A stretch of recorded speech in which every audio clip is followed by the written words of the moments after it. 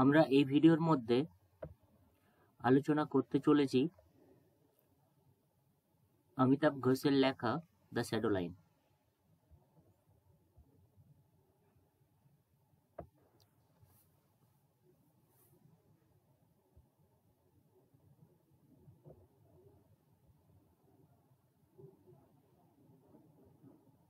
অমিতাভ ঘোষ একজন ভারতীয়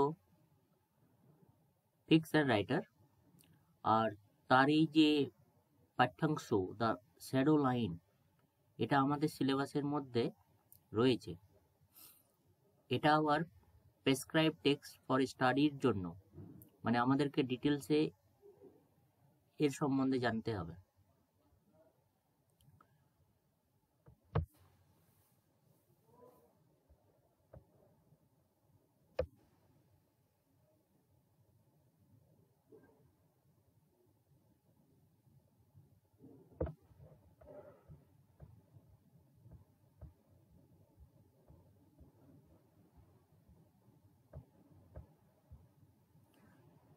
ওকে, আমরা এখান থেকে যত রকমের ইনফরমেশন আছে সেগুলোকে একবার কালেক্ট করব।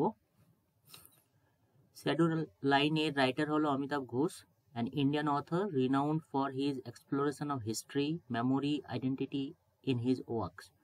তার রাইটিং এর মধ্যে আমরা হিস্ট্রি, মেমোরি, আইডেন্টিটি এগুলো একত্রে পাবো।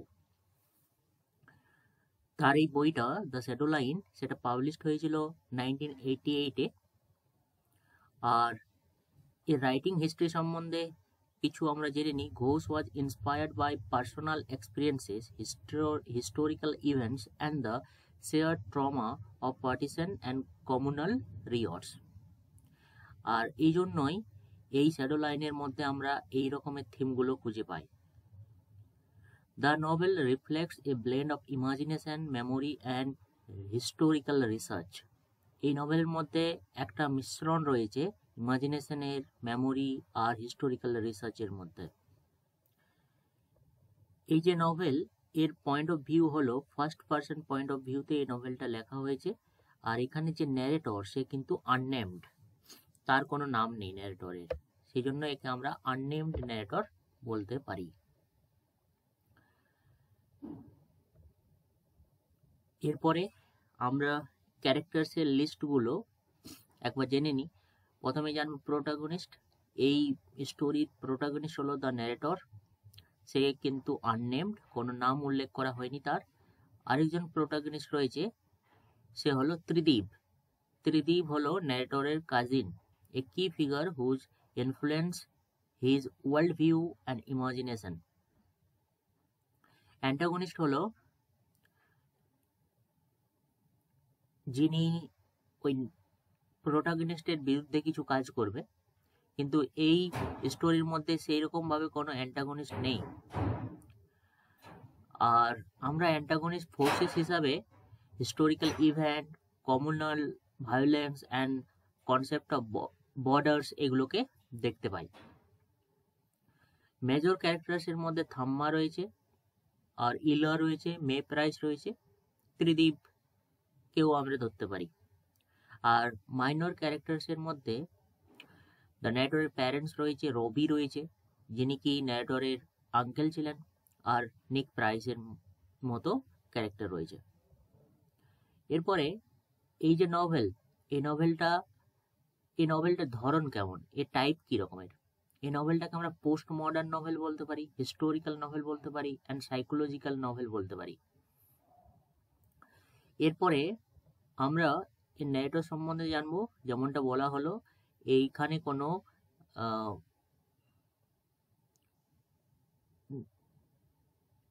কোনো নামের ন্যারেটর নেই, এখানে আননেমড একটা ন্যারেটর রাইটার ইউজ করেছে। চ্যাপ্টার ডিভিশনের মধ্যে আমাদের দুটো সেকশন রয়েছে। প্রথম সেকশন হলো গোয়িং এওয়ে অ্যান্ড সেকেন্ড হলো কামিং হোম। আর এই দুটো সেকশনের মধ্যেই আমাদের একটা সাইক্লিক নেচার অফ ন্যারেটিভ রয়েছে, মানে একটার পর একটা আবার ঘুরে আসবে, কখনো পাস্টের মধ্যে যাবে, কখনো প্রেজেন্ট, সেরকম ভাবে। ওপেনিং লাইন হলো, in 1939, 13 years before I was born, My father's aunt Mayadevi went to England with her husband and her son Tridib. So এটা হলো আমাদের ওপেনিং লাইন। এন্ডিং লাইন কি বলেছে?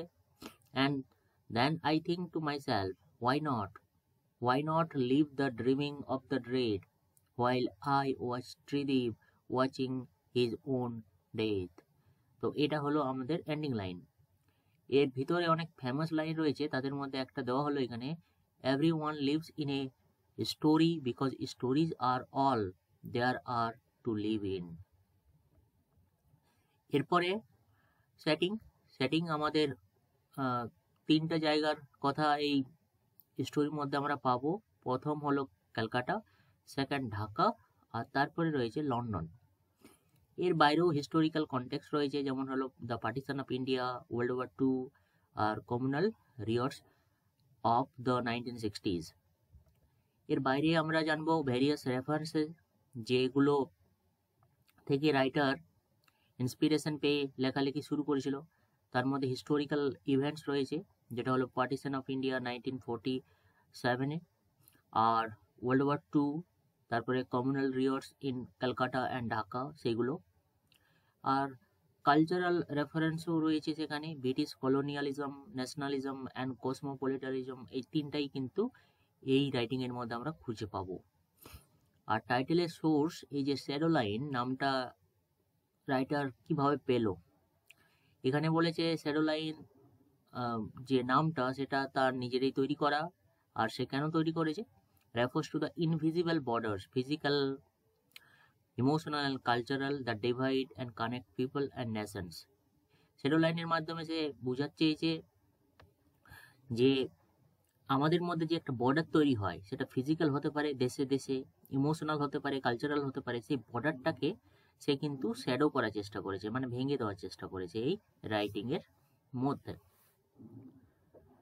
আর তারপরে সিম্বল রয়েছে অনেক কিছু, ম্যাপ আর বর্ডার একটা সিম্বলের মধ্যে পড়ে। ত্রিদীপের স্টোরিগুলো একটা সিম্বল করে, সেটা কীরকম সিম্বল করে? ট্রান্সেন্ড ফিজিক্যাল অ্যান্ড টেম্পোরার লিমিটস, ওই শ্যাডো লাইনের মতোই। থাম্মাস দ্য লাস্ট হোম, সেটাও একটা আমাদের সিম্বলাইজড করে, যেমন হচ্ছে পার্সোনাল কস্ট অফ পার্টিশনকে। মোটিভস কী কী রয়েছিল? এই মোটিভসের মধ্যে জার্নি আছে, যে জার্নি আমাদের physical emotional travel across the borders through the time. এরপরে রয়েছে মেমোরি আর নস্টালজিয়া, মেমোরির মধ্যে রয়েছে কিভাবে আমাদের আগের জীবন আমাদের বর্তমান জীবনকে শেপ দেয় সেইটা। ভায়োলেন্সের মধ্যে রয়েছে হিস্টোরিক্যাল অ্যান্ড পার্সোনাল, এরকম ভায়োলেন্সগুলো। এরপরে অ্যাড্রেস, রাইটার এখানে কাকে অ্যাড্রেস করেছে তার এই বইয়ের মাধ্যমে। রাইটার কোনো পার্টিকুলার ব্যক্তিকে এখানে অ্যাড্রেস করেননি, কিন্তু সে ট্রিবিউট জানিয়েছে সেই সব হিস্টোরিজগুলোকে, ট্রমাসগুলো যেগুলো পার্টিশনের মধ্যে বা ন্যাশনালিজমের মধ্যে আমাদের এসেছিল। থিমস কী কী? মেমোরি অ্যান্ড হিস্টোরি এর প্রথম থিম, ন্যাশনালিজম বর্ডার্স এর আরেকটা থিম, আইডেন্টিটি অ্যান্ড বিলঙ্গিংনেস এটাও একটা ইম্পর্টেন্ট থিম, কসমোপলিটানিজম অ্যান্ড লোকালিজম এটাও কিন্তু আমাদের একটা থিম, লাভ অ্যান্ড লস সেটাও কিন্তু আমরা এই গল্পের মধ্যে পাবো। এরপর আমরা ডিটেল সামারি জানবো এই শ্যাডো লাইনের। প্রথমে রয়েছে যে পার্টটা, সেটা হচ্ছে গোয়িং এওয়ে, মানে চলে যাওয়া। Introduction to the narrator's family. The novel begins with the narrator reflecting on his family history. He introduced his father's aunt Mayadevi, her son Tridib, and their connection to the Price family in England. So এই গল্পের মধ্যে আমরা মায়াদেবী এবং তার ছেলে ত্রিদীপকে পাবো, আর সেখানে আমরা জানতে পাবো তাদের একটা কানেকশন রয়েছে একটা ইংল্যান্ডের ফ্যামিলির সাথে, সেই ফ্যামিলিটাকে আমরা প্রাইস ফ্যামিলি বলবো। তো এটাই আমরা প্রথমে গল্পের শুরুতে পাবো। এরপরে ত্রিদীপের স্টোরি নিয়ে গল্পটা শুরু হচ্ছে, ত্রিদীপ কী করেছিল, কেমনভাবে তার লাইফটাকে সে এনজয় করছে, সেই জিনিসগুলোকে এই নেক্সট আমরা পাবো। তারপরে রয়েছে থাম্মাস ন্যাশনালিজম। থাম্মা হলো ন্যারেটরের যে গ্র্যান্ড মাদার, সেই গ্র্যান্ড মাদারের একটা ন্যাশনালিস্টিক পয়েন্ট অফ ভিউ রয়েছে, মানে দেশের প্রতি যে ভালোবাসা সেইটা দেখিয়েছে এখানে। এরপরে আমরা জানবো ইলাজ কসমোপলিটানিজম। ইলাজে একটা গ্লোবাল ওয়ার্ল্ডের সাথে নিজেকে মানিয়ে নিতে চায়, এবং তার যে লাইফস্টাইল সেটা কিন্তু অনেকটাই গ্লোবালাইজ ওয়ার্ল্ডের মতো, সেগুলো কিন্তু দেখিয়েছে। এরপরে জানবো আমরা ত্রিদীপ অ্যান্ড মে প্রাইসের মধ্যে যে একটা আনরিকুইটেড লাভ, সেটা কিন্তু এখানে তুলে ধরেছে ত্রিদীপ এবং মে প্রাইসের মধ্যে। এরপরে থাম্মার যে ডিজায়ার টু রিক্লেম ঢাকা, এবার Thamma declares to visit Dhaka to bring back her elderly uncle. So এই রকমের ইনফরমেশন আমরা এই 6 অধ্যায়ের মধ্যে পাবো। এরপরে কামিং হোম, কামিং হোমের মধ্যে আমরা পাবো জার্নি টু ঢাকা, যেখানে থাম্মা, দ্য নারেটর অ্যান্ড দ্য রবি তারা ঢাকা যাচ্ছে, আর তারপরে ত্রিদীপের মৃত্যু হয়ে যাচ্ছে। এইখানে এই গল্পটার আমরা বলতে পারি যে একদম অ্যান্টি ক্লাইম্যাক্স থেকে অ্যান্টি ক্লাইম্যাক্সের দিকে যাচ্ছে। এরপরে থাম্মার যে ডিসইলিউশনমেন্ট, যেটা ত্রিদীপকে নিয়ে তার ছিল, সেটা ডিপলি অ্যাফেক্টেড হচ্ছে যখন ত্রিদীপের মৃত্যু হচ্ছে। এরপরে যে ন্যারেটরসের reflection about the event, memories and people across the time, সেটা কিন্তু এখানে তুলে ধরা হয়েছে। এরপরে যে মে প্রাইজ, যাকে ত্রিদীপ একসময় লাভ করত, তার যে একটা খারাপ লাগার কথা যে ত্রিদীপ আর নেই পৃথিবীতে, সেই জিনিসটাকে এখানে রাইটার তুলে ধরেছে। এরপরে রয়েছে এন্ডিং অ্যান্ড ফিলোসফিক্যাল ইনসাইট। এই গল্পের লাস্টে ন্যারেটর চিন্তা করছে বিভিন্ন রকমের বর্ডার্স, মেমোরি আর ইন্টারকানেক্টেডনেস, যেটা আমাদের মানুষের মধ্যে হয়ে থাকে, আর সেগুলো সে ভাবছে ত্রিদীপের লাইফকে নিয়ে। এরপরে আমরা কিছুগুলো এমসিকিউ কোশ্চেন এই স্টোরি থেকে জেনে নেব। প্রথমে রয়েছে খুব simple one, which the narrator of the shadow line, এটা হলো অমিতাভ ঘোষ। এটা কোন সালে পাবলিশ হয়েছে? 1988। এরপরে দেখো, whose unnamed narrator deeply influenced by, সেটা হলো আমাদের ত্রিদীপ। তারপরে which is the narrator's grandmother commonly called, সেটা হলো Thamma. Which character is associated with cosmopolitanism, সেটা হলো আমাদের ইলা। এরপরে কি বলেছে? Who sacrifice his life during the communal riots, সেটা হলো Tridib. Who is May Price, May Price হলো আমাদের a member of Price family in London.